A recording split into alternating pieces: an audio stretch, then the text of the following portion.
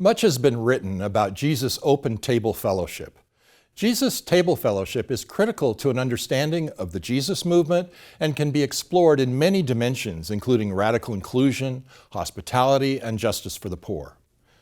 In Luke chapter 14, verses 12 to 14, Jesus offered advice for such open table fellowship and framed it in terms of radical hospitality and inclusiveness.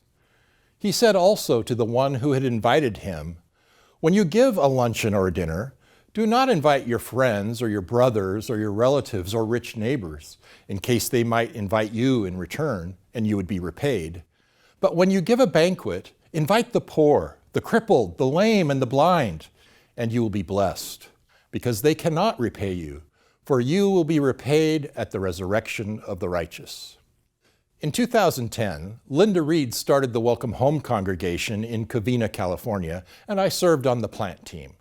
We served dinner every Sunday after the 4 p.m. service. One regular, I'll call him Stanley, was a developmentally disabled adult who lived in a group home. Every week, he took the bus to our service. He always tried to be the first in line at the dinner afterwards and take full portions and even seconds if they were offered. He would also regularly get a plate to take home.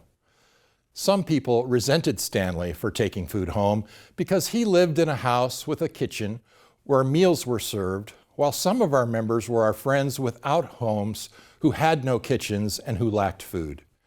Occasionally, a negative comment was made by others in need, and Stanley would respond rudely and then become silent to hold his anger.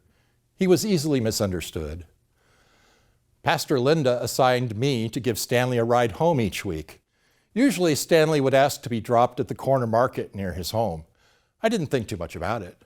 Then one Sunday, I saw that Stanley was walking behind the market. He gave his plate of food to a man who slept there on the ground. My heart melted. Stanley, whose condition caused him to seem hostile and rude, was responding generously when no one was looking. I asked him one Sunday why he shared his food with this man. He said simply, "That's what Jesus wants me to do."